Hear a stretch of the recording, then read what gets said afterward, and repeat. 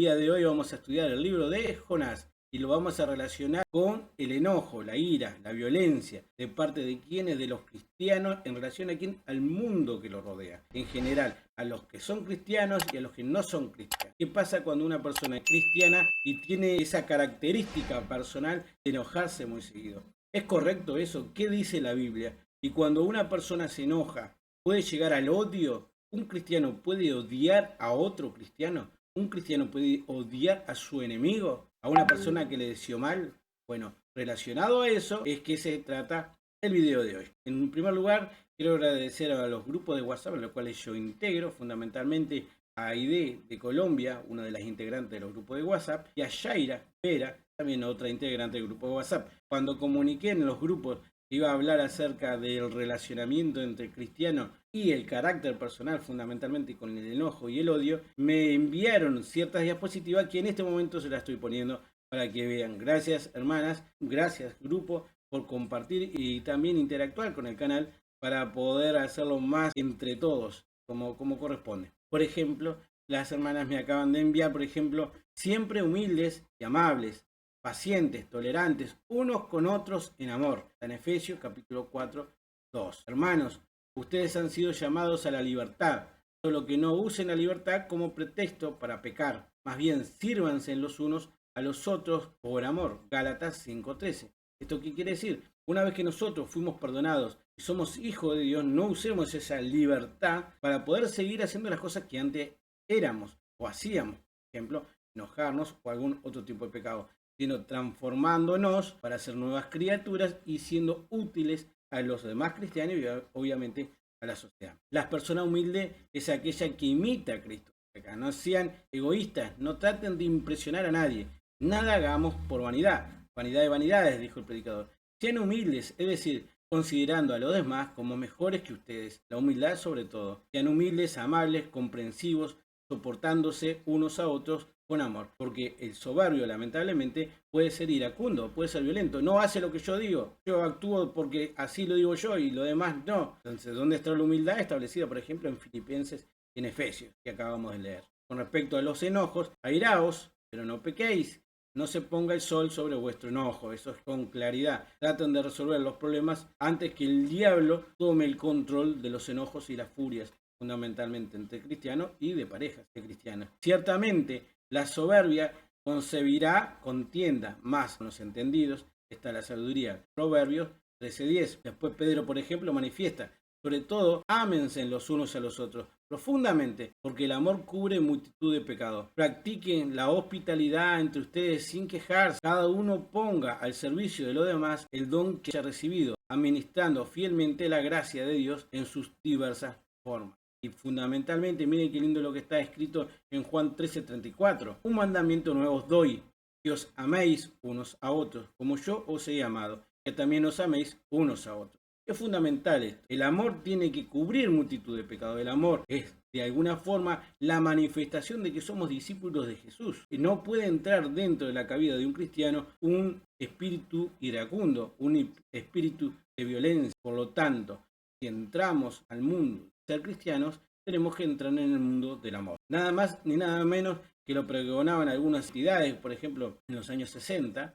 Bueno, nosotros desde siempre, desde que Jesús murió en la cruz por amor por cada uno de nosotros, bueno, nosotros tenemos que repetir el amor, porque no hay mayor amor que dar su vida por sus amigos, dijo Jesús, y él la dio por cada uno de nosotros. Por lo tanto, ese es el espíritu fundamental del cristiano. Pero vamos a profundizar en el análisis del libro de Jonás y en las diapositivas que se van a poner a continuación. Gracias, reitero, a Aide de Colombia y a Yaira Vera por haber participado y mandado estos grandes versículos que realmente son muy nutritivos para hacer el crecimiento espiritual que cada uno de los cristianos lo necesita. Dios quiera que todos fomenten ese sentimiento de forma teórica y de forma práctica, fundamentalmente. Dice la Biblia, no paguéis a nadie mal por mal. Procurad lo bueno delante de todos los hombres. Si es posible, en cuanto dependa de vosotros, estad en paz con todos los hombres. No os venguéis vosotros mismos, amados míos, sino dejad lugar a la ira de Dios, porque escrito está, mía es la venganza, yo pagaré, dice el Señor. En primer lugar, la Biblia nos indica que si alguien nos hace mal, Si hay algo que nos perturba, nosotros no tenemos que tomar las ardias para dar un castigo a las personas que nos hacen mal, sino no pagar mal por mal, no generar ese famoso espiral de violencia. Me hace mal, yo le respondo con mal, porque a lo último se va agrandando y es una forma tan grande después que no sabemos ni siquiera cómo comenzó. El cristiano nos dice, no os vengáis vosotros mismos, amados míos, sino dejar lugar a la ira de Dios. Y aquí está lo que yo siempre manifiesto. Si alguien te hace mal, vos orá por esa persona, porque es lo que nos manda la Biblia. Pero no te olvides que si de alguna forma u otra esa persona no cambia y continúa con su actitud, ¿de quién es la venganza? Es de nuestro Señor. Mía es la venganza, yo pagaré, dice el Señor. Mientras que nosotros en un determinado momento vamos a estar en el paraíso junto a todos los beneficios que nos dio y nos da Jesucristo por su muerte y por su misericordia, Dios, esa otra persona va a estar en un lago de fuego y azufre en la cual va a sufrir eternamente. Por lo tanto, tengamos compasión de una persona que en el futuro realmente la va a pasar terrible y mientras que nosotros no. Por eso, hermanos y hermanas, mientras que estamos acá en el periodo de la gracia, seamos luz para que las personas que están en la oscuridad se transforman de la luz a la oscuridad. Y si no, bueno, mía es la venganza, yo pagaré, dice el Señor. Así que si tu enemigo tuviera hambre, dale de comer. Si tuviera sed, dale de beber. Pues haciendo esto, ascuas de fuego amontonarás sobre su cabeza. No seas vencido de lo malo, sino vence el bien con el mal. Porque eso es fundamental. Eso es bueno. ¿Por qué? Porque si una persona está en oscuridad y está muy mal y uno no paga mal por mal, y la obra del Señor, con su misericordia, hace que esa persona se transforme de la oscuridad a la luz, como le pasó a la gente de Nínive, como lo vamos a ver en el presente video, vamos a ganar un hermano, vamos a ganar una familia, vamos a ganar un prójimo, que no va a hacernos más mal, ni a nosotros ni a nadie más, y esa persona va a quedar satisfecha de alguna forma y bueno, agradecida a nosotros y a Dios. Y nosotros más que contentos por hacer un granito más en esa iglesia, en esa familia, por agregar a un miembro más esta hermosa familia que es la familia cristiana. El rol de la iglesia y sus pastores. En este caso le puse ese título en Gálatas capítulo 6, versículo 1 en adelante, porque acá más video que está el rol de la iglesia y sus pastores. Es decir, siempre se habla que en la iglesia hay pastores porque, como vimos en la organización de la iglesia, sí existen determinados dones en los cuales hay pastores, hay ancianos, hay diáconos, hay ancianas, hay diáconas, ¿verdad? Hay maestros. Hay personas que tienen don de la sabiduría, hay personas que tienen don de amor, don de fe, etcétera, etcétera. Y cada uno de los miembros de la iglesia es importantísimo para hacerla crecer en conjunto. Porque miren lo que dice Gálatas capítulo 6. Hermanos, si alguno fuese sorprendido en alguna falta, vamos a suponer que hay alguno de los hermanos que está actuando mal, vosotros que sois espirituales, no habla solo de uno, habla de la iglesia en general. Vosotros que sois espirituales. Y apela a Pablo en esta carta a los que tienen una cierta espiritualidad en la cual ya han avanzado en esa carrera de ser niños a ser maduros espiritualmente y les pide que restauren con espíritu de mansedumbre, no con soberbia como leímos, con mansedumbre, considerándote a ti mismo, no sea que tú también seas tentado. Y miren esta frase en el versículo 2 de capítulo 6 de la carta de Gálatas, sobrellevad los unos las cargas de los otros.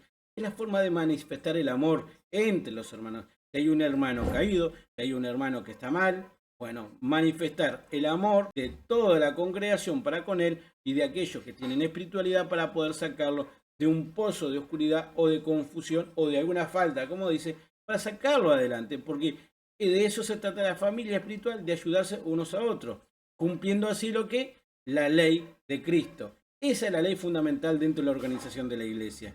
No es cuestión de ir, esperar, recibir, sino también, además de eso, ir, actuar y ayudar y ser un organismo vivo, como es un cuerpo, como es un cuerpo, como está establecido en Corintios, que manifiesta que la iglesia es un cuerpo.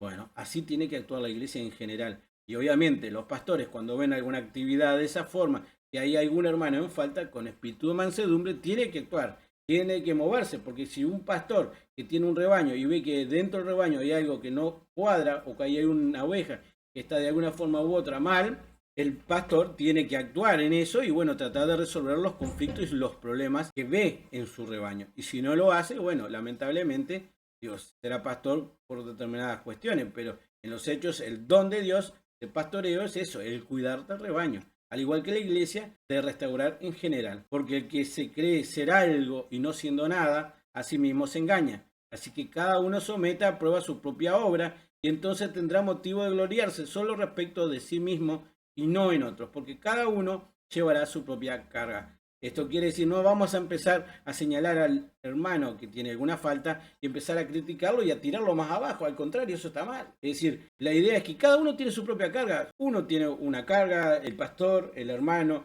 el que tiene el don de ciencia, el que tiene el don de profecía, etcétera, etcétera. Toda la organización de la iglesia que toca la guitarra tenemos nuestros problemas en general. Pero la idea es que podamos resolverlo y no tratar con soberbia, mira, yo estoy bien, vos estás mal. No, no.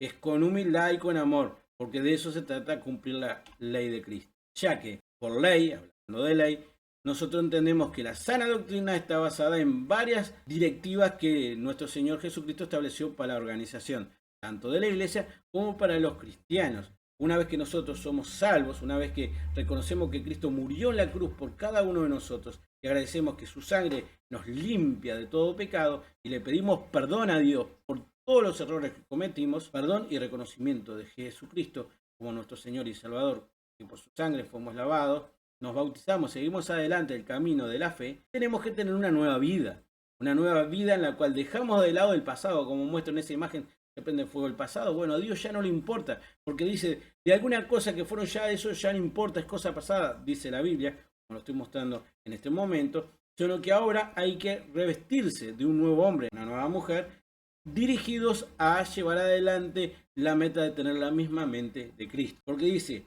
que ya no andéis como los otros gentiles, que andan en la vanidad de su mente, teniendo el entendimiento entenebrecido, ajenos de la vida de Dios, por la ignorancia que en ellos hay, por la dureza de su corazón. Mas vosotros no habéis aprendido así a Cristo, si en verdad le habéis oído y habéis sido por él enseñados, conforme a la verdad que está en Jesús. En cuanto a la pasada manera de vivir, despojaos del viejo hombre que está viciado conforme a los deseos engañosos, y renovaos en el espíritu de vuestra mente, vestidos de nuevo hombre, creados según Dios en la justicia y santidad de la verdad. ¿Y quién es la verdad? Jesucristo. Por lo tanto, hay una obligación personal de los cristianos de cambiar. Hubo cierto diálogo con la iglesia la otra vez de Barros Blancos, en la cual se expuso un video en la cual alguien manifestaba, Dios te quiere tal cual sos o Dios te quiere a pesar de lo que sos. ¿Han oído esta frase? Dios te ama como eres, tal cual eres. Así te ama Dios. Falso. Yo conozco un Dios que está tan enamorado de mí. No. Dios no nos ama tal cual somos. Dios nos ama a pesar de lo que somos. Es muy diferente. Entonces, estuvimos hablando respetuosamente entre todos y entendimos que en general la realidad es que Dios nos ama a pesar de lo que somos gente pecadoras. Pero lo que quiere Dios es que uno cambie, porque Dios aborrece al pecado, pero ama al pecador. Es decir, ¿en qué sentido? En que le pide al pecador que deje de lado el pecado y se transforme y se renueve en esta nueva vida, dejando de lado todos los rudimientos antiguos, porque eso es lo que hacen los gentiles, se mantienen los rudimientos antiguos por su ignorancia y por la dureza del corazón.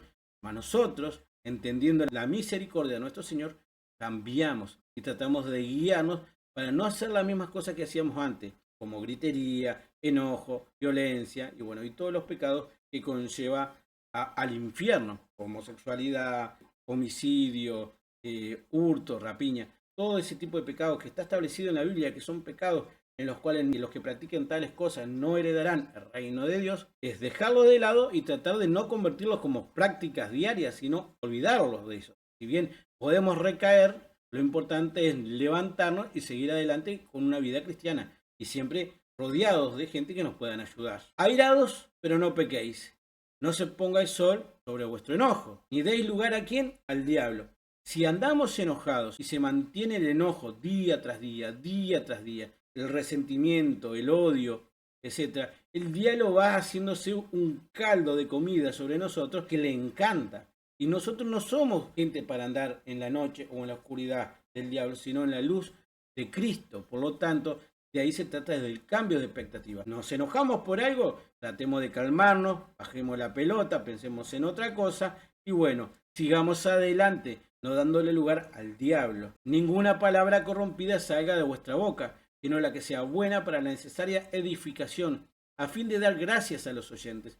y no contristéis el Espíritu Santo de Dios, con el cual fuiste sellados para el día de la redención. Si andamos en gritería, en enojo, en odio, ¿no? Y hablando mal, hablando de forma incorrecta, hablando palabras corrompidas, estamos entristeciendo al Espíritu Santo que fuimos sellados. Y no podemos entristecer al Espíritu Santo que está en nuestro cuerpo, porque es un mandamiento de Dios, como el de no enojarse. Hay que seguir la vida de cristiana en el caminito del cambio y del amor, peregrinando con amor. De eso se trata. Quítense de vosotros toda amargura, nada de andar deprimidos. Vos decís, sí, pero yo estoy deprimido por tal cosa o tal otra porque me pasó en el pasado. ¿Se acuerdan lo que le pasó a la mujer de Lot? Con la expresa orden de los ángeles que le dijeron a ustedes, retírense de Sodoma y Gomorra y no miren atrás, porque si siguen a mirar atrás van a morir. ¿Quién miró para atrás? La mujer de Lot. ¿Y en qué se transformó?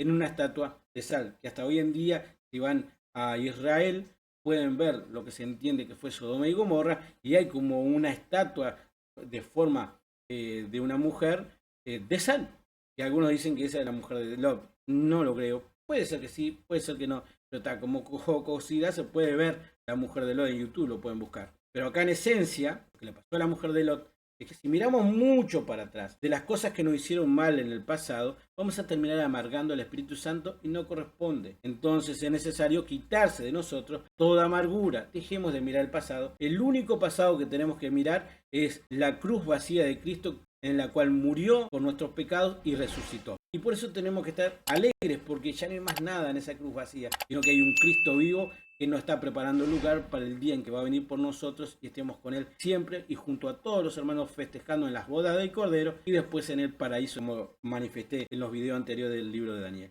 Quítese en toda amargura, enojo, ira, gritería, maledicencia, toda malicia, antes de ser benignos unos con otros, misericordiosos, perdonándoos unos a otros, como Dios también os perdonó a vosotros en Cristo. Esa es la regla, esa es la sana doctrina, esa es la forma que tenemos que actuar los cristianos en este mundo, peregrinando con amor. Si leemos la Biblia y vamos a algunos capítulos, hay varios versículos que hablan acerca del enojo y la forma de actuar de las personas. Si uno es iracunda, es irracional, si uno trata de andar en forma pacífica y trata de apaciguar la ira, es una persona sabia. Por ejemplo, en el Salmo 37:8, domina tu enojo, reprime tu ira, no te exasperes, no seas que obres mal. En Proverbio 14:29, el que tarda en enojarse muestra gran inteligencia. El iracundo pone de manifiesto su necedad. Santiago 1:19. Tengan bien presente, hermanos muy queridos, que debemos estar dispuestos a escuchar y ser lentos para hablar y para enojarnos. Está claro lo que la Biblia dice en varias partes. La ira del hombre, Santiago 1:20, nunca realiza la justicia de Dios. Proverbio 19:11. El buen juicio de un hombre aplaca su ira y su gloria es pasar por alto una ofensa. Hermanos, hermanas, gente de YouTube, comencemos a analizar el tema de las convicciones personales, de los impulsos de enojo relacionado a quién, al libro de Jonás. El libro de Jonás es un libro muy cortito, tiene 4 capítulos, recomiendo leerlo, es muy sabroso, podemos sacar mucha información y van a ver varios videos en internet acerca del libro de Jonás de varias horas. Nosotros vamos a tratar un punto en particular relacionado con el carácter de la persona. Para entender a Jonás tenemos que saber que vivía en determinada ciudad en la cual él era profeta de Dios. Se lo ve en 2 Reyes, donde se le manifiesta que era un profeta de Dios, y en el propio libro de él, en el cual Dios le da una directiva, ir a dónde, a predicar a dónde, a una ciudad que se llamaba Nínive. La ciudad de Nínive es esta que estamos viendo a continuación, donde le pertenecía al imperio asirio. ¿Se acuerdan los imperios que vimos en el libro de Daniel? Babilonia, Medio Persa, Grecia y Roma. Bueno, antes de Babilonia hubieron 2 imperios, el imperio egipcio y después le siguió el imperio asirio. Era en el imperio asirio donde había un imperio que era muy brutal. Dios le manifiesta a Jonás a que vaya a Asiria, a la capital de Asiria, Nínive, para predicarle que se arrepientan de su andar, porque su ciudad iba a ser destruida en 40 días. Pero a Jonás no le pareció bien ir a predicar a Nínive, no le pareció bien seguir la orden de Dios. Al contrario, debe ir para Nínive, se quiso ir para España. Ahora vamos a ver. La ciudad donde vivía Jonás se llama Gat-Hefer.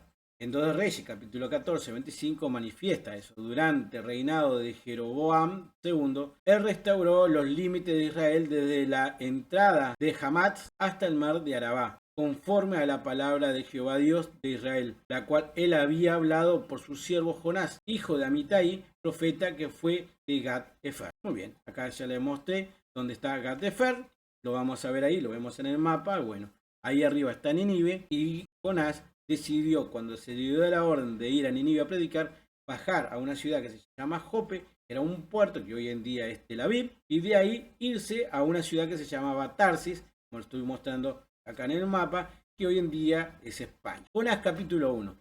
Vino palabra de Dios Jonás, hijo de Amitai, diciendo: levántate y ve a Nínive, aquella gran ciudad, y pregona contra ella, porque ha subido su maldad delante de mí. Y Jonás se levantó para huir de la presencia de Jehová a Tarsis, y descendió a Jope, y halló una nave que partía para Tarsis, y pagando su pasaje, entró en ella para irse con ellas a Tarsis, lejos de la presencia de Dios. Eso es lo que hizo Jonás. Dios le dijo: anda a Nínive. No, él dijo: no voy a ir a Nínive. Se quiso escapar de la orden de Dios para un lugar totalmente alejado a lo que Dios le había cometido. Uno puede escaparse de las cuestiones de Dios. A veces nosotros, las personas, tenemos determinadas misiones en la vida. Y Dios, como la misma Biblia manifiesta, por ejemplo, la parábola de los talentos, nos da determinados talentos para poder ejercerlos y actuarlos acá en la tierra. Y es bueno, cada uno de los hermanos de la iglesia, cada uno de los cristianos que tengan sus propios talentos, cumplan con la misión de Dios acá en la tierra, porque después vamos a tener enormes recompensas en el cielo. Sin embargo, un profeta, Jonás, no le quiso hacer caso a Dios, y cuando le dijo que fuera a Nínive, se quiso ir a Tarsis. Acá mostramos de nuevo los mapas, viaje de Jonás a Tarsis y de vuelta. Otra vez el mapa, ahí está Nínive, Jope, Tarsis. Pero uno puede huir de la presencia de Dios, puede huir pero no esconderse. Sin embargo, mire lo que aconteció. Pero Dios hizo levantar un gran viento en el mar, y hubo en el mar una tempestad tan grande que se pensó que se partiría la nave. Y los marineros tuvieron miedo, y cada uno clamó a su Dios. Él comprometió con su actitud a todos los que estaban en la nave, en ese barco, al punto que tenían tanto miedo que empezaron oraciones a sus dioses paganos, pensando que el barco se iba a hundir por una maldición. Tuvieron tanto miedo, tanto nervio, que no entendían la situación. Y Jonás, por mientras que pasaba toda esa tormenta, estaba tan desconectado del mundo y de sus obligaciones que se puso a dormir en lo más profundo del barco. Y los marineros que estaban ahí, incluso su capitán, no entendía la situación, porque pedía que cada uno orara a su Dios. ¿Y quién estaba durmiendo? Jonás. Pero Jonás había bajado al interior de la nave y se había echado ¿a qué? A dormir. Y el patrón, el capitán de la nave, se le acercó y dijo: ¿qué tienes, dormilón? Levántate y clama a tu Dios. Quizá él tendrá compasión de nosotros y no pereceremos. Entonces ahí Jonás le empieza a explicar por qué había pasado eso. Él entiende y le manifiesta a los marineros: ¿saben qué? Todo este problema es por mi causa. Dios me dijo que fuera a tal lado. Yo me vine para acá con ustedes, no quiero saber más nada. Entonces ellos quedaron de cara. ¿Es en serio? Y Jonás mismo, mire la actitud de él, que sí, en su decadencia negativa, en la forma de actuar como persona de Dios. Y le dijeron: ¿qué haremos contigo para que el mar se nos aquiete? Porque el mar se iba embraveciendo más y más.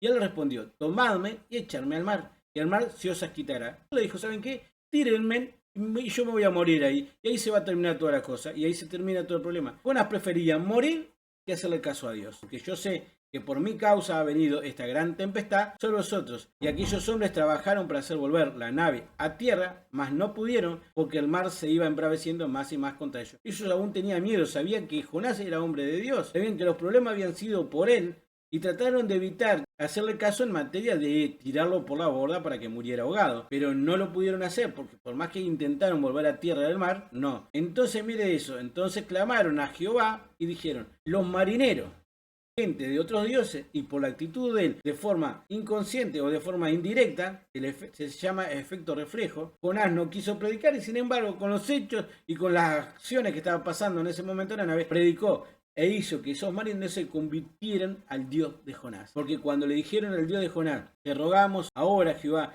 que no perezcamos nosotros por la vida de este hombre, ni pongas sobre nosotros la sangre inocente, porque tú, Jehová, ha hecho como has querido. Y tomaron a Jonás y lo echaron al mar, y el mar se aquietó de su furor. Y miren lo que hicieron los marineros: y temieron aquellos hombres a Jehová con gran temor, y ofrecieron sacrificios a Jehová, e hicieron votos. Se transformaron en judaísmo, porque estamos hablando en la etapa anterior a Jesucristo. Por lo tanto, de forma el efecto reflejo que manifesté, transformó y predicó inconscientemente Jonás con su actitud inconsciente a unos que no eran creyentes de Dios y se transformaron en creyentes de Dios. Tiraron al mar, a Jonás al mar y se quitó el mar. Exacto, el único Dios ese de todo lo que pedimos era el Dios de Jonás y se transformaron en ¿quién? En judíos. ¿Y qué le pasó a Jonás? Dios tenía preparado un gran pez que tragase a Jonás. Estuvo Jonás en el vientre del pez 3 días y 3 noches. Bueno, acá podemos hablar varias cuestiones. Fundamentalmente, el hecho concreto y que fue resaltado por nuestro Señor Jesucristo es que la señal de Jonás,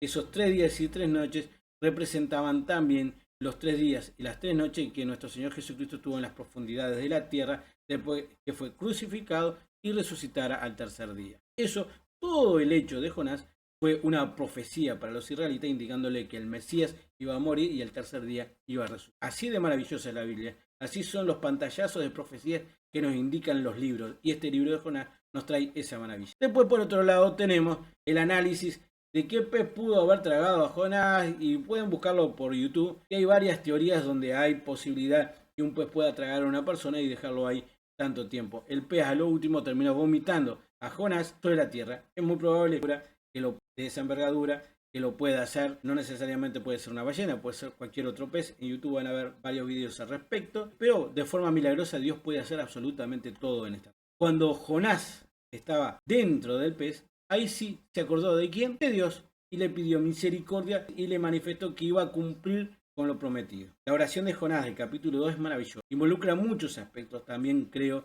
involucra muchos aspectos de nuestro Señor Jesucristo cuando estaba en las profundidades de la tierra.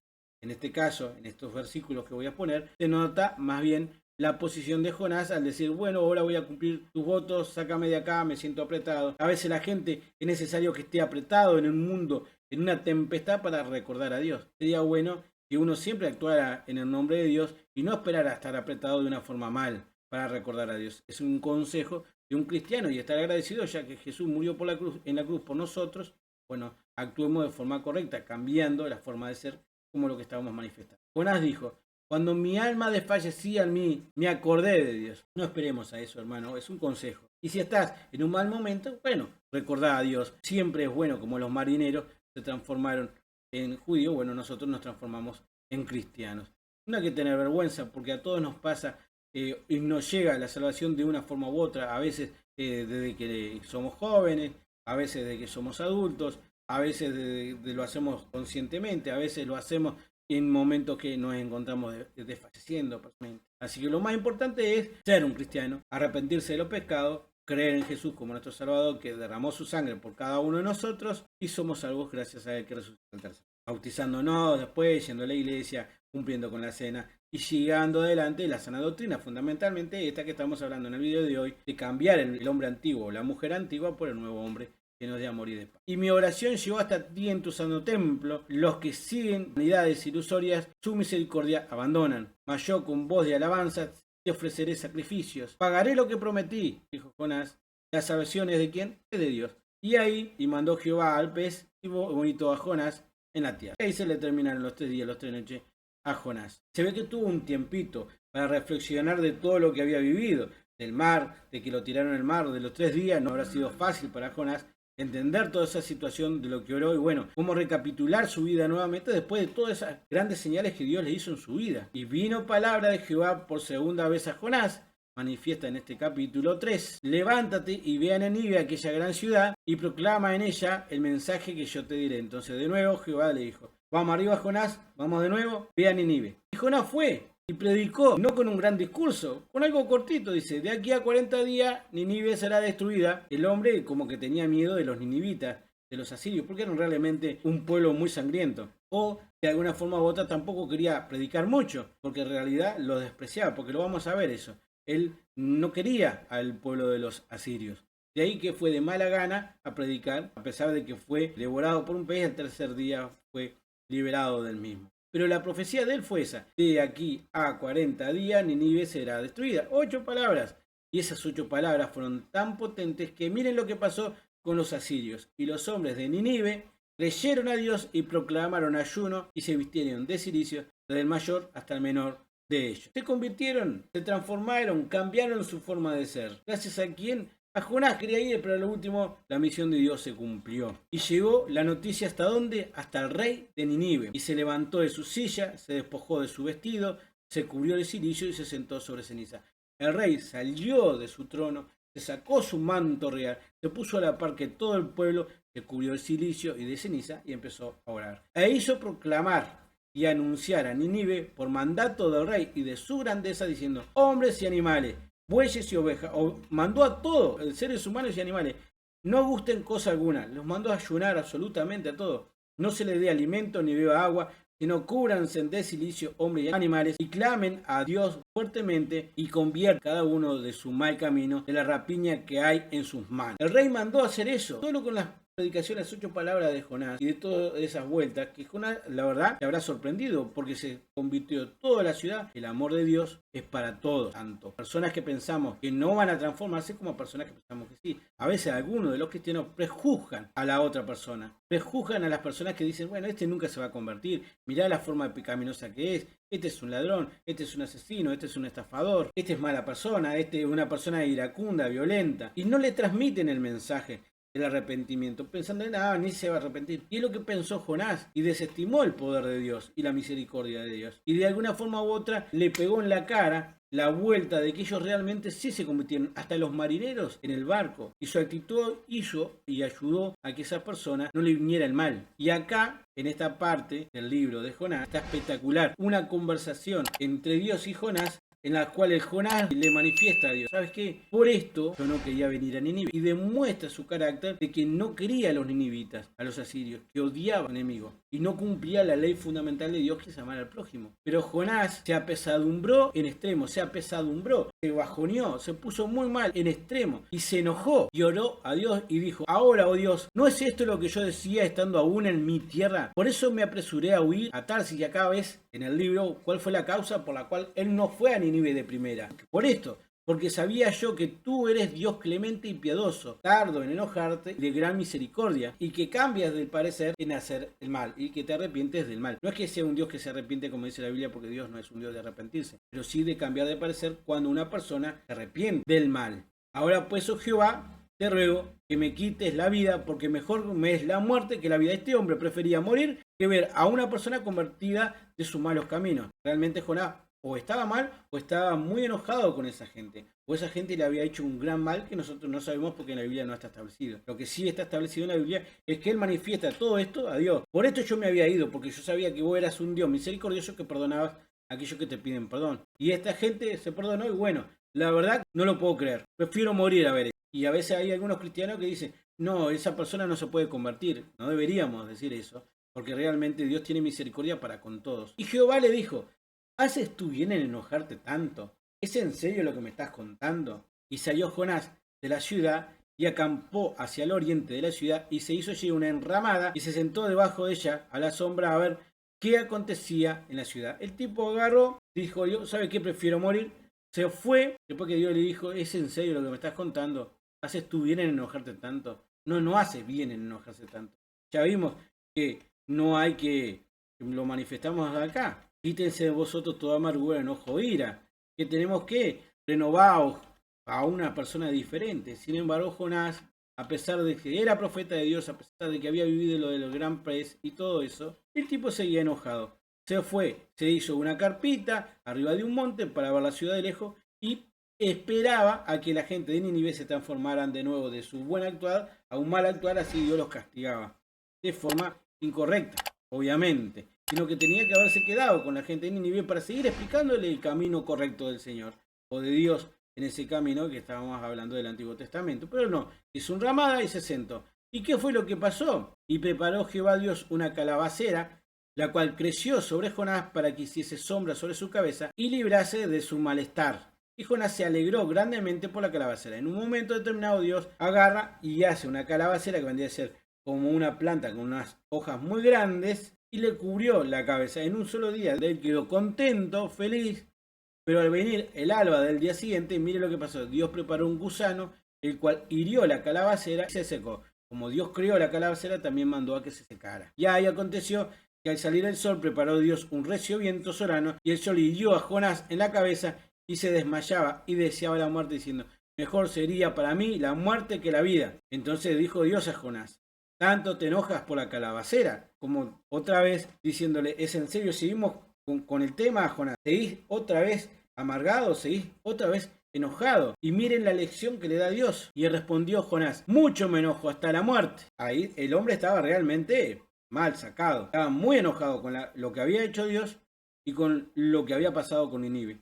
Y dijo Dios, tuviste tu lástima de una calabacera, en la cual no trabajaste ni tú la hiciste crecer, que en espacio de una noche nació y en espacio de otra noche pereció. Y no tendré yo piedad de Nínive, aquella gran ciudad donde hay más de 120.000 personas que no saben discernir entre su mano derecha y su mano izquierda. Unos piensan que uno puede ser más justo que Dios, o uno puede pensar que puede decidir a quién darle salvación o no, cuando Dios lo que quiere es que todo el mundo vengan aquí al arrepentimiento para ser cambiados a una nueva vida. Es lo mejor que le puede pasar a la tierra y al mundo, y a cada uno de nuestros familiares y vecinos. Entonces Dios le dijo, es en serio, te enojas por una planta y no tomas en cuenta ni los animales de 120.000 personas que no saben ni lo que es la derecha y la izquierda y nunca se les fue comunicado acerca de la palabra de Dios. Y Jonás obviamente no pudo responder. Ahí termina el libro de Jonás. Sin embargo lo retoma nuestro Señor Jesucristo. Cuando habla, entonces algunos de los escribas y de los fariseos le dijeron, Maestro, deseamos ver una señal tuya. Pero él le dijo, la generación mala y adúltera demanda una señal, pero no tendrán más señal que la del profeta Jonás, porque así como Jonás estuvo 3 días y 3 noches en el vientre del gran pez, así también el Hijo del Hombre estará 3 días y 3 noches en el corazón de la tierra. Fuera crucificado, pasaron 3 días para resucitar. Ahí Dios fue al corazón de la tierra. En el juicio, los habitantes de Nínive se levantarán contra esta generación. ¿Se acuerdan cuando hablamos de la primera gran resurrección, donde se van a levantar los justos para gobernar la tierra? Bueno, y ser reyes y sacerdotes junto a nosotros y junto a Cristo por el espacio de 1000 años. Y después, lo que hablé en el video de Daniel, se lo recomiendo verlo. Ahí es donde se van a levantar los de Nínive, que a pesar de todo que no eran judíos en aquel tiempo, los que se transformaron por la predicación de Jonás, a pesar de todo, del mal genio de ese hombre, se van a levantar en contra de quién, contra los judíos que ni siquiera con la señal de Cristo, estar 3 días y 3 noches en el corazón de la tierra, resucitar, se transformaron. Los de Nínive sí se transformaron. Los que a hoy en día, ustedes, que hay algún agnóstico o ateos que no creen en Jesús, que resucitó de los muertos, tienen una señal más grande de una persona que resucitó. No es que murió Jonás, Jonás siempre estuvo vivo, lo que estuvo en el vientre de un pez que después lo vomitó. En este caso nosotros tenemos a Jesucristo que resucitó entre los muertos al 3er día después de haber sufrido una de las muertes más atroces de la humanidad. Y es eso que Dios aprecia, porque ellos, los de Nínive, se arrepintieron por la predicación de Jonás, y aquí hay alguien que es más grande que Jonás, que es nuestro Señor Jesucristo. Amad a vuestros enemigos. El gran mensaje del libro de Jonás en particular, y que acopla con el mensaje de nuestro Señor Jesucristo, es que no tenemos que tener odio sobre la gente que nos rodea, a pesar del mal que nos dan. Pero yo digo, dice Jesús, Mateo 5, 44 y 48, amad a vuestros enemigos, bendecid a los que os maldicen, haced bien a los que os persiguen, para que seáis hijos de vuestro Padre que está en los cielos, que hace salir el sol sobre malos y buenos, y que hace llover sobre justos e injustos. Porque si amáis a los que os aman, ¿qué recompensa tendréis? ¿No hacen también lo mismo los publicanos? Y si saludáis a vuestros hermanos solamente, ¿qué hacéis de más? ¿No hacéis también así los gentiles? Sed pues vosotros perfectos, como vuestro Padre que está en el cielo es perfecto. Eso es lo que nos manda Jesucristo. Por lo tanto, hermanos, si tenemos gente que nos hizo mal, la actitud correcta del nuevo hombre o de nueva mujer es esta mandada por Dios. Es esta mandada por nuestro Señor Jesús. Por lo tanto, hermanos y hermanas, gente de YouTube, el criterio acá para con los enemigos es este. Hay que amarlos. Hay que tratar, orar por ellos para que salgan de esa oscuridad y se transformen en luz. No hay nada algo más maravilloso que eso, tener un familiar que te odia, un familiar que te hizo mal, y que con la persistencia de la oración y con la luz de cada uno se transformen de su mal y vos vas a tener una familia, por ejemplo, o un amigo perdido, etc. Es gota a gota, y si tiene la posibilidad de hacerlo, genial. Lo que es necesario, en esencia, es no odiar, no meterse en ese pasado y quedar como la mujer de Lot en una amargura de sal, y seguir adelante, gozoso de que nosotros sí somos salvos, bueno, seguir gozoso con los hermanos y disfrutando de ese beneficio que tenemos por ser Cristo. ¿Y qué pasa a veces cuando tenemos conflictos dentro de los hermanos, dentro de la iglesia? Dice así la Biblia: Por tanto, si tu hermano peca contra ti, ve y repréndele estando tú y él solos. En la anterior diapositiva era contra los enemigos. Acá estamos hablando en una iglesia. ¿Pueden pasar conflictos? No deberían, pero pasan a veces. A veces hay varias cosas que pueden generar conflictos en las iglesias. Es una lástima, pero pueden pasar. Tampoco uno con soberbia va a decir a mí nunca me va a pasar, porque como dije en la diapositiva anterior, considerándote a ti mismo como que podés pasar o podés caer vos mismo en las mismas circunstancias, siempre con mansedumbre, hablando con respeto, tratando de resolverlo. Pero cuando llegue a acontecer, lo bueno es que si hay un conflicto entre hermanos o hermanas, dice, ve y repréndele estando tú y él solos. Más aparte, y le decís, mira, a mí me pareció mal tal o cual cosa. Me pareció a mí, me lo dijiste contra mí, estoy enojado por esto, me pasó lo otro, o es una mala percepción. Y sacamos de duda, y salimos de duda. Si la otra persona es espiritual, o hermano, va a entender y va a tratar de resolver, ¿ok? O si uno se siente mal con otro, uno puede ir y decir a ese otro hermano y bueno, y en el diálogo llegar a un acuerdo. Eso es lo primero que se tiene que hacer si hay un conflicto entre hermanos o algún problema. No esconderse y no dejar que la levadura de la maldad o de la amargura después vaya creciendo en otra cosa que puede ser maledicencia, etcétera, etcétera, o llegar hasta el odio, que no debería, obviamente, ¿no? Por los versículos que vamos a leer en las próximas diapositivas. En este caso, es tratar de resolver el problema primero solo y de raíz. Pasó esto, pasó lo otro, ¿cómo lo podemos arreglar? Entre cristianos es una obligación hacerlo, una obligación espiritual y mandato de nuestro Señor Jesucristo. Dice, si te oyere tu hermano, has ganado a tu hermano. Mas si no te oyere, toma aún contigo a uno o dos, para que en boca de 2 o 3 testigos conste toda palabra. Si no te entiende, si no trata de buscar razón, si no baja la pelota de la ira o del problema, bueno, llamas a 2 o 3 y hablen entre 2 o 3 para tratar de que la cosa quede clara en conjunto, para que ese hermano de alguna forma u otra cambie de parecer. O uno, si lo hizo mal, entienda que fue uno el que se equivocó. Buscarle la vuelta es el debido proceso. Yo lo puse en los videos que hablé acerca de la iglesia, les recomiendo que los miren. Son 4 videos que hablan de la estructura de la iglesia como un cuerpo en general, y cuando hablo del tema del debido proceso cristiano, ahí lo trato en ese, con más profundidad que lo que estoy manifestando, pero en esencia es esto. Hay un debido proceso el cual tenemos que ir cumpliendo.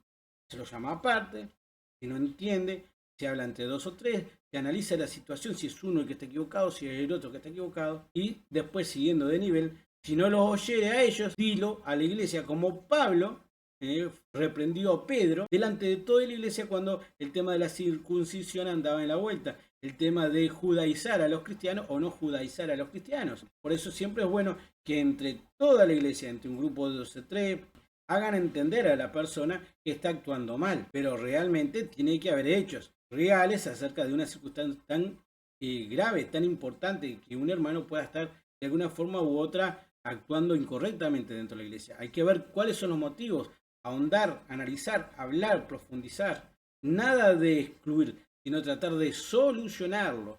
Pero mire lo que pasa acá. Lamentablemente sí, a lo último, si no lo escucha solo, si no escucha 2 o 3, y después si no escucha a toda la iglesia, ese es el debido proceso. Y si no oyera a la iglesia, tenle por gentil y publicano. Bueno, entonces, ¿saben qué?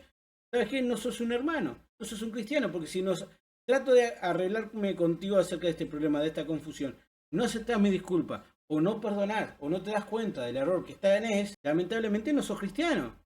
De cierto os digo que todo lo que atáis en la tierra será atado en el cielo, y todo lo que desatáis en la tierra será desatado en el cielo. Es lo que manifiesta la palabra de Dios en ese específico momento. Por lo tanto, es así de serio.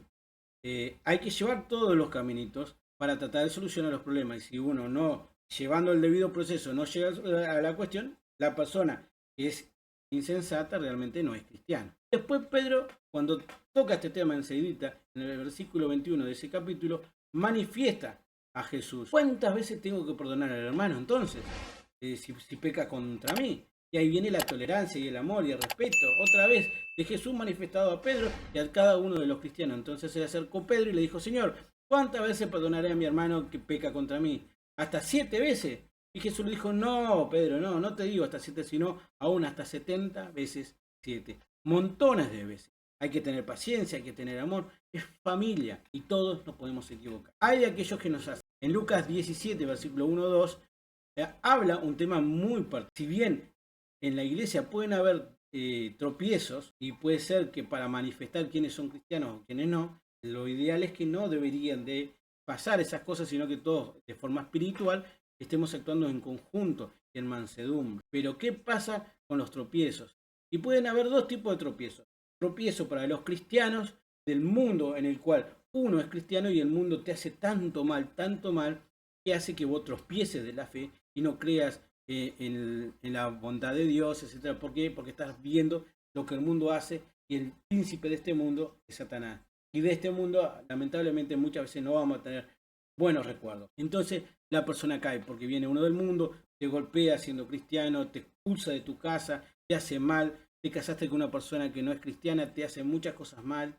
Entonces te hace tropezar de tu fe, de tu caminito, de que no vayas más a la iglesia, de que no hagas más la cena.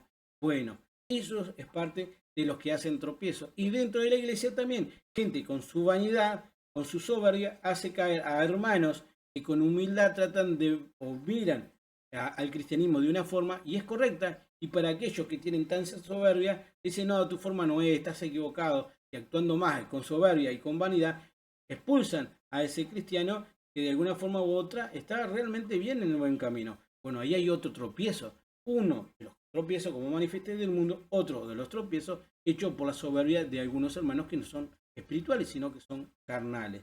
¿Y qué pasa con los que hacen el tropiezo? Miren lo que manifestó nuestro Señor Jesucristo. Dijo Jesús a sus discípulos: ay de aquel porque vienen, mejor le fuera que se le atase al cuello a una piedra de molino y se lo arrojase al mar, que hacer tropezar a uno de estos pequeños. Hermanos y hermanas, gente de YouTube, los cristianos somos valiosísimos para con Dios. Y tiene la lupa sobre cada uno de nosotros. Cada cosa que nos hagan a nosotros, cada daño que nos haga el mundo o cualquier otra persona, Dios lo está viendo con lupa. Nuestro Señor Jesucristo lo está viendo con lupa. Y como Él dijo, mía la venganza, yo daré la paga, dice el Señor. Jesús y la ira. Oíste que fue dicho a los antiguos: no matarás, y cualquiera que matare será culpable de juicio. Pero yo os digo que cualquiera que se enoje contra su hermano, y ahí viene el tema del debido proceso que vimos en el dispositivo anterior, y el deber ser que tiene que ser según nuestro Señor Jesucristo. Cualquiera que se enoje contra su hermano será culpable de juicio, y cualquiera que le diga necio a su hermano será culpable ante el concilio, y cualquiera que le diga fatuo quedará expuesto ¿a dónde? Al infierno de fuego. Por tanto, si traes tu ofrenda al altar y allí te acuerdas de que tu hermano tiene algo contra ti, esto ya es sana doctrina, esto es un mandamiento directo. Si vos vas a la iglesia, le cantás, haces la cena, etcétera, etcétera, pero realmente tenés algo contra uno de los hermanos y te peleaste contra uno, a Dios pide que antes de que hagas todo eso, te dice, vayas y arregles tu problema con tu hermano, con el que tenés el problema. Deja allí tu ofrenda delante del altar y anda, reconcíliate primero con tu hermano, entonces ven y presenta tu ofrenda. Es mandamiento del Señor. Si vos alguna vez actuaste mal con algún cristiano que se apartó de la iglesia, es obligación tuya, de alguna forma u otra, tratar de comunicarte con esa persona y resolverlo. Si no lo haces o no lo hiciste, bueno, o si lo hiciste y el hombre no entendió, bueno, es problema de ese hombre. Si lo hiciste, bien por vos. Si no lo hiciste, aún te queda una deuda pendiente en esta tierra. Por eso es bueno que entre hermanos, cuando surge un problema, lo mejor es resolverlo prontamente. No se ponga el enojo hasta a la puesta del sol, ¿verdad? Finalmente, sed todos de un mismo corazón, compasivos, 1 de Pedro capítulo 3, amando fraternalmente, misericordiosos y amigables, no volviendo mal por mal, ni maldición por maldición, sino antes, por el contrario, bendiciendo, sabiendo que vosotros sois llamados para que poseáis bendiciones en herencia. Porque el que quiere amar la vida y ver días buenos, refrene su lengua de mal y sus labios no hablen engaño. Apártese del mal y haga el bien. Busque la paz y sígala, porque los ojos del Señor, la lupa, está sobre los justos y sus oídos atentos a sus oraciones. Pero el rostro del Señor está sobre aquellos que hacen el mal. El rostro de Dios está mirando también a los que hacen mal. Hermanos y hermanas, gente de YouTube, andemos siempre por el buen camino para tener una buena comunicación con nuestro Señor. ¿Quieren ver ejemplos en la Biblia? Ejemplos de las actitudes de bondad y de amor hay en abundancia. Voy a darle dos que son muy importantes en el Nuevo Testamento. Por ejemplo, en Hechos capítulo 7, versículo 54, estamos hablando de Esteban, que fue uno de los primeros mártires de la iglesia cristiana de este nuevo tiempo que estamos viviendo. les explicó a cierta gente el error que tenían y que tenían que convertirse. Ellos con soberbia y con vanidades se tapaban los oídos mientras Esteban les explicaba las situaciones como eran. Y de tal forma esa persona tenían tanto odio contra Esteban, contra ese gran cristiano, que terminaron matándolo a piedras, lo terminaron lapidando. Es lo que dice en Hechos 7, versículo 54 en adelante. Miren lo que dice. Oyendo estas cosas, se enfurecían en sus corazones, crujían los dientes contra él. Pero Esteban, lleno del Espíritu Santo, puesto los ojos en el cielo, vio la gloria de Dios y a Jesús que estaba a la diestra de Dios. Y dijo: he aquí, veo los cielos abiertos y al Hijo del Hombre que está a la diestra de Dios. Entonces ellos, dando grandes voces, se taparon los oídos y arremetieron a una contra él. Y echándole fuera de la ciudad, le apedrearon, y los testigos pusieron sus ropas a los pies de un joven que se llamaba Saulo. Después, en algún momento hablaremos de quién es este famoso Saulo. Y apedreaban a Esteban mientras él invocaba y decía: Señor Jesús, recibe mi espíritu. Y mire lo que Esteban manifestó en ese momento. Y puesto de rodillas, clamó a gran voz: Señor, no le tomes en cuenta este pecado. Y habiendo dicho esto, durmió nuestro querido hermano Esteban. Hermanos y hermanas, gente de YouTube, qué gran misericordia, que aun cuando lo estaban matando a carne viva, él pedía misericordia de esas personas que le estaban haciendo tanto mal. Y no se acuerdan de esto, hermanos y hermanas, gente de YouTube. Perdónalos, no saben lo que hacen. Nuestro gran Señor. Llevaban también con él a otros dos, que eran malhechores, para ser muertos. Y cuando llegaron al lugar llamado de la calavera, el Gólgota, le crucificaron allí, y a los malhechores, uno a la derecha y otro a la izquierda. Acá está la imagen del Gólgota. Si quieren pueden ver un video del Bacari Suelto de Israel, donde muestran el posible lugar del Gólgota, que es como un monte que tiene la forma de una calavera. Realmente parece el lugar donde sí crucificaron a nuestro Señor Jesucristo. Y Jesús, cuando estaba ahí en el Gólgota junto a los malhechores, nuestro Jesús manifestó: Padre, perdónalo, porque no saben lo que hacen. Lucas capítulo 23, versículo 32 en adelante. Versículo 34 en este caso. Y repartieron entre sí sus vestidos, sellando suéteres, etc. Hermanos, hermanas, gente de YouTube, ¿qué más ejemplo que de nuestro Señor Jesucristo? La propia Biblia dice, nuestro Señor Jesucristo dice: ¿qué mayor amor hay que dar la vida por los amigos? Y nuestro Señor Jesucristo dio por cada uno de nosotros. Sigamos ese ejemplo, sigamos el camino. Tratemos de actuar dentro de la iglesia con todo el amor posible. Tratemos de actuar en el mundo con todo el amor posible. Que aquellos que nos hicieron mal reciban de nuestra parte luz, para que de alguna forma u otra puedan cambiar, como lo hizo Nínive. Y si no, van a quedar sin excusas ante la presencia de Dios. Porque cuando estén adelante de Dios, cuando estén adelante de nuestro Señor Jesucristo, y Él les diga: ¿no te acordás lo que te dijo fulano y mengano? Cuando te hablaba de que no tenías que actuar de una forma u otra. Sí, pero él no. Bueno, él era un siervo mío. Y lo que le hiciste a uno de ellos, como dice la Biblia, me lo hiciste a mí. Por lo tanto, estás condenado. Estás condenado por las propias palabras de aquella persona que trataste de humillar en la tierra. Y sin embargo, ahora él está en el paraíso, recibiendo bienes, acá al lado mío, frente al trono de Dios, junto al Cordero como inmolado. Hermanos, hermanas, gente de YouTube, qué maravilloso que es la Biblia, qué maravilloso que es la vida de un cristiano. Seamos luz, seamos reflejo y actuemos en amor. Y dentro de la iglesia también tengamos amor los unos a los otros, como manifiesta la Biblia que le indiqué, porque es la ley de Cristo, porque en eso se cumple lo que. En esto conocerán todos que son mis discípulos, si se tienen amor los unos a los otros. Juan capítulo 13, versículo 30. ¿Qué es eso de amor? Congréguense, vayan a la iglesia, escúchense. No es solo ir y sentarse, escuchar al pastor, levantarse, irse, volver el domingo que viene, sentarse. No, el amor de los cristianos dentro de la iglesia es mucho más que eso.